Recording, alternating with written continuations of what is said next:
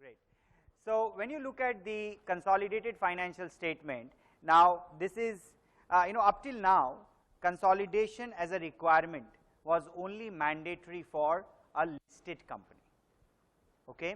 Now consolidation is become mandatory for all holding companies.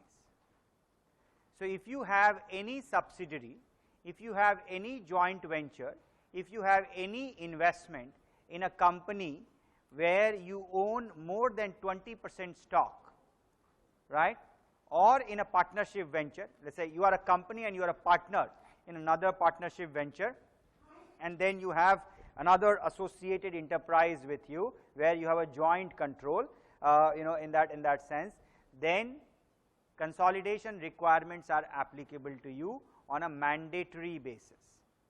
Consolidation is now mandatory for all holding companies.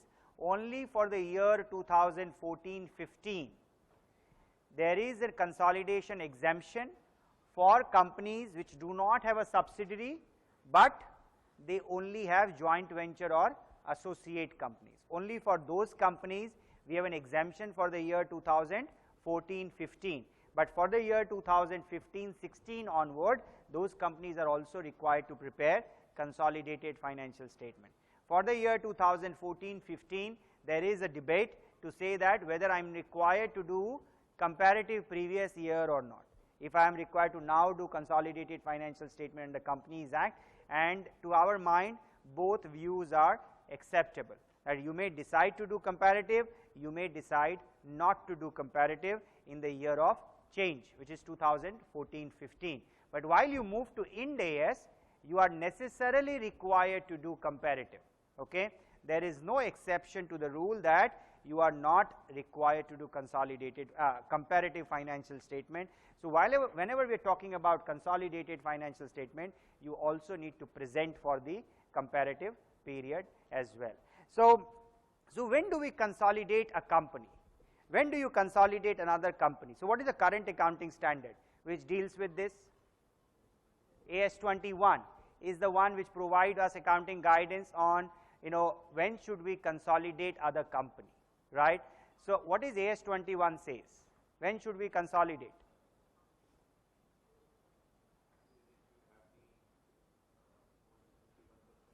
More than 50%. Correct. So what current AS 21 says, that when should we consolidate? When we have control. Okay? And when do we have control? When I have more than 50% shareholding interest, or I control the composition of board. So control has been defined as I have more than 50% interest, or I have control over the composition of board, and it is only in the context of a subsidiary, right? And it further says, if I do not have a subsidiary and I only have joint venture or associate company, then AS 21 is not applicable. Okay? That means what? Then you are not required to prepare consolidated financial statement, which has changed under Companies Act 2013, which will change under Ind AS 110. So you will be required to prepare consolidated financial statement even though you may not have a subsidiary, but you only have a joint venture or an associate company. All right? Now, the most important thing is that when should you consolidate? When I have control. Now, control has been defined as composition of board or majority of the voting stock, right? Now, if you just look at this definition, one company can get consolidated twice. One because of the control, the other because of the voting interest. So under AS 21, in a way the presumption is that one company can get controlled by two individuals or two companies. That's a possibility under AS 21. Now if I were to ask you, do you really believe, if you were to make an assertion that I am in full control, if you are in control, then can somebody else also makes a claim that he is also or she is also in control? Is it possible? If that been the case, then it is no longer a question of control, then it becomes a question of joint control. If there are multiple parties willing to put their claims forward, then it is no longer a control, it becomes a joint control. So the basic philosophy under Ind AS 110 is that there is only one party which can control. So there are no two parties which can control. So control is unilateral in a way. Okay, though you may give some rights to your minority shareholders, to other participating stakeholders, but it is you who is in control, only you. I think that's a basic presumption. So what this going to possibly, the repercussion of this assertion is that many Indian companies which currently have given rights to another stakeholder in their companies needs to revisit their assertion of control.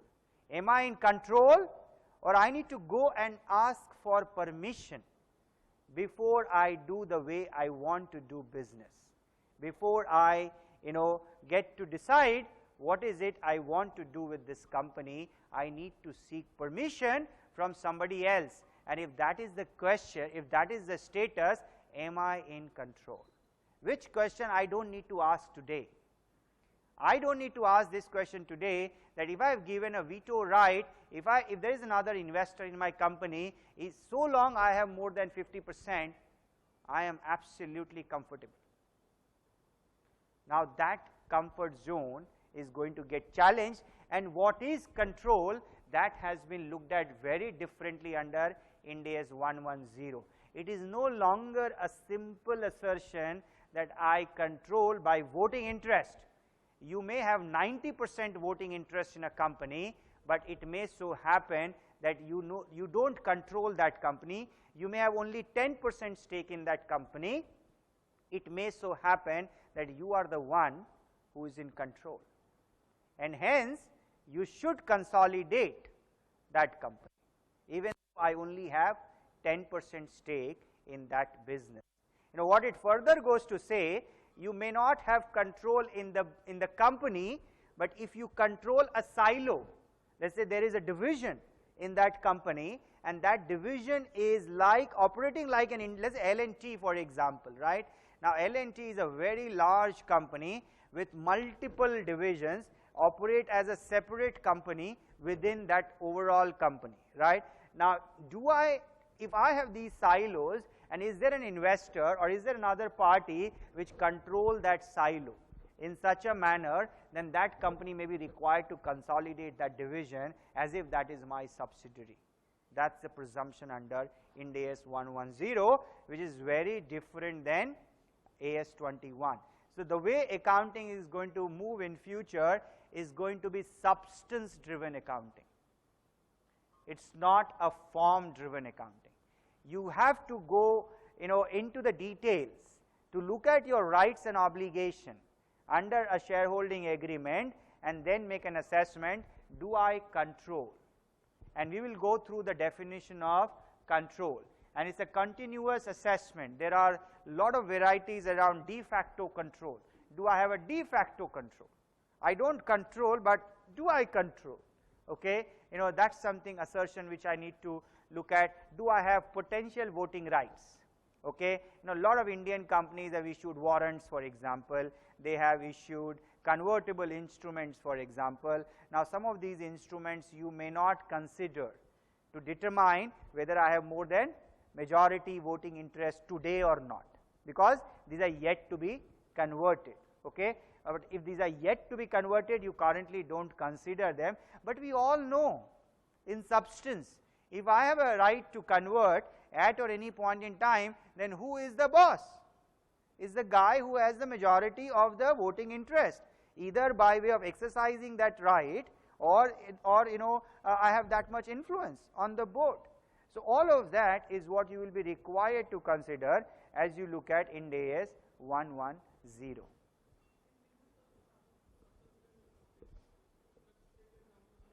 Maruti, okay? They don't have thousands of subsidiaries, they only have 18 subsidiaries.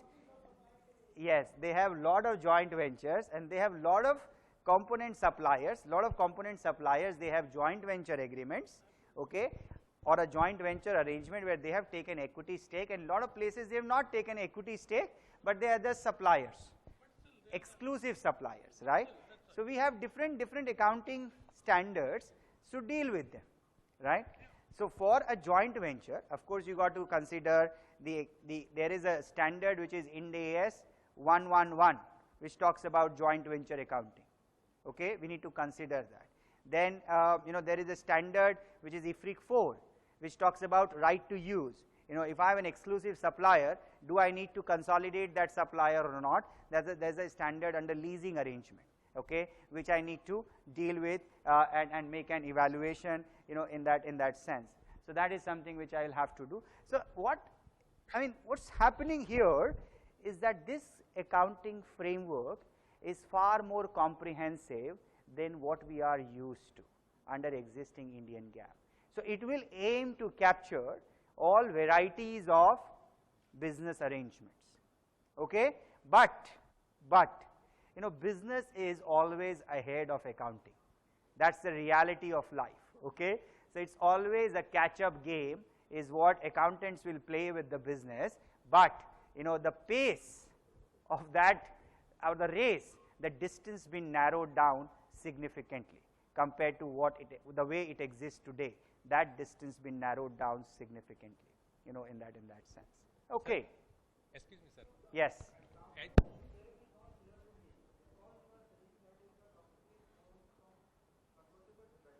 Right. We'll talk about that, sir. We have some illustration here. We will cover that. Yes. Sir, as you said, in certain circumstances, there is a, say, holding is 10%, but company is having full control. Right. So whether in that case, we have to console 100%, yes, or provide the 90% share as a minority? Yes. Or we have to console only 10%? No, 100% consolidation. You get 100 of revenues, 100 of expenses, 100 of operating profit, 100 of EBITDA, 100 of everything. Only you have to do 90% minority interest. That depends on your right to participate in the distribution. If your right to participate in the distribution is only 10%, then you only get a 90% minority, but you get revenues 100. Yeah, it's the entire line by line consolidation. Sir, another question is that in case of real estate company, right, there is a selling act. Right. So parent company can't buy a land. Right. So there are so many land holding companies. Right. And in those companies, mostly employees are the directors. Right. And these are treated as associates company. Right. So what do you consider whether we should consider it as a control? Means parents company is controlling all these companies or not? So I think the big question is, and so we will go through that, okay. I think that's a good question which you have raised. So we will go through the definition of control. What is the definition of control? Okay. So definition of control is no longer is control over the voting interest or control of the composition of board. We are now going into a little bit more deeper, okay. What we are saying, control model where an investor controls an investee. So investor controls an investee when it is exposed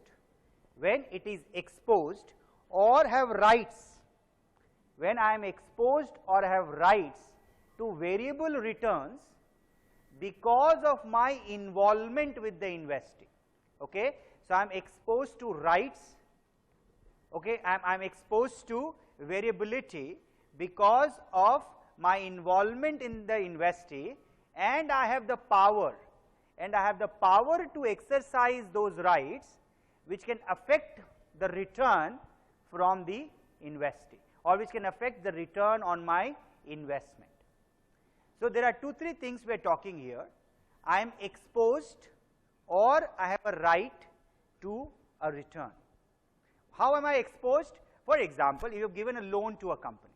Now, if you have given a loan to a company, you are exposed to a credit risk. You are and you have a right to return in the context of interest, that I am going to receive interest income. That's my right, but I am exposed to a default. by that company. Okay. So, this condition in a way is fulfilled. Okay.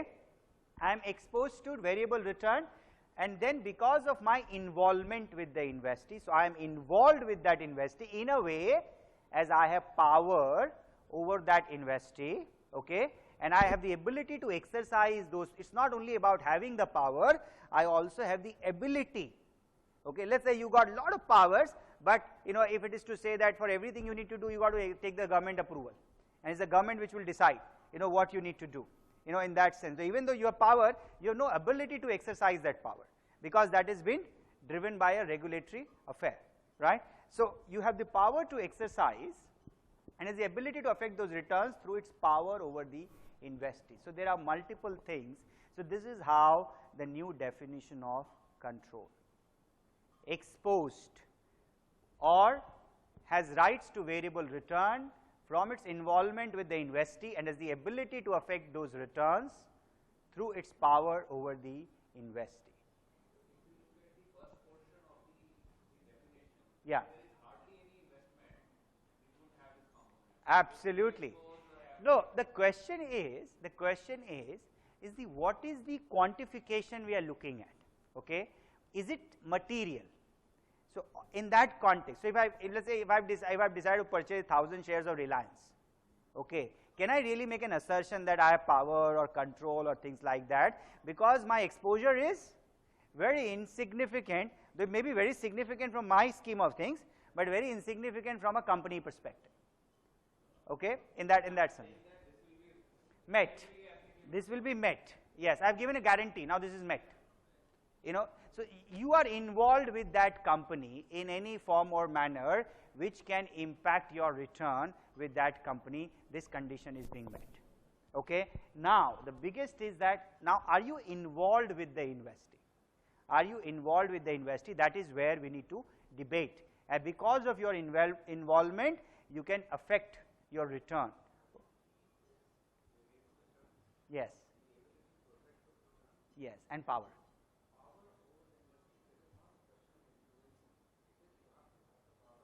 Yeah. Power to direct. It's the power to direct, but how you evaluate this. We'll come in more detail. So there is a lot more detail behind this definition. So that is the beauty of accounting. Okay, we still have not been able to automate accounting like SAP or Oracle. Okay, so there is lot of substance, there is lot of judgment, there is lot of reading the documents, because every contract is unique. Every contract has a new clause. So we've got lot of detailing, we've got lot of steps, but still not a foolproof checklist, so to say, but still have lot of detailing around it. So we will go through some of the details, okay, and then we will debate this.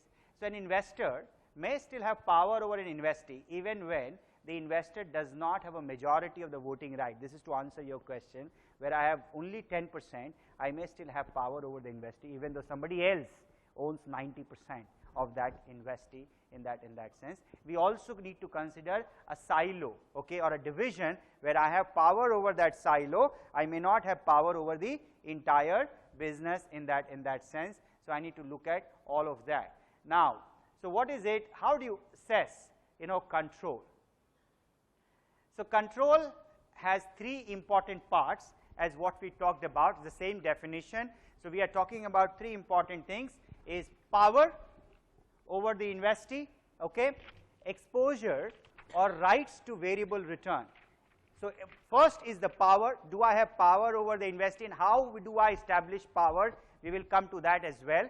Then I have exposure or right to variable return and ability to use the power. There is an interlinkage between the two. Okay, first I have power, then I have exposure or right to variable return, and because of my power and exposure, my ability, because of my involvement with the investee, now there is my ability to affect the return over the from the investee. Because I exercise my powers, as a result my return are going to get impacted negatively or positively. So return can be absolutely positive, can be negative, can be positive or negative. That is irrelevant in the scheme of things. Now, how do I look at what is it? So when we talk about power over the investee, What is it we are trying to assess? We have to assess what are the relevant activity, what are the relevant activity of the investee company. So, what are the activities which are relevant? It is not the board. Okay, do I control the board? That's not a question, is what we are asking. We are going into a step below to say that what are the activities of this company which is the most important activity. For example, if I am, let's say, a company which is into research and development. Okay, so what are the activities which are more important? I need to hire the right set of, let's say, scientists, for example. I need to I need to raise enough capital to continue to invest. I need to make sure that I have a team of lawyers, who can go and patent my product on a timely basis. I need to go and then secure my customer contract as and when I have a product which is ready, and then I am ready to launch the product. I need to then hire the entire Jingbang to run the company, in that sense. So, what are the activities which are essential for you to run your business, and who is in control of those activities, which are relevant activities, which are not relevant, which can be outsourced, which can be, where you don't need a decision, for example. So, activities where you need a decision. Who controls those activities? Activities which are relevant for that business. So, we are going into that level of detail. So, this question is very simple. If I have a 100% subsidiary, there is no external investor who is with me. Okay, but this all become relevant the moment you've got an external investor, the moment you've got a significant financing, the moment you've given rights to another investor or a lender, or to any other party which is associated with you in any form or manner. And that is where we need to go into this detail to make an assessment. What are the activities of that business? Determine which party, if any, has power, that is having existing right, that give it the current ability to direct the relevant activities. So, it is the power to direct the relevant activity of that business. As a result of my power to direct the relevant activity, because of my involvement with the investee, there is a variability in my return.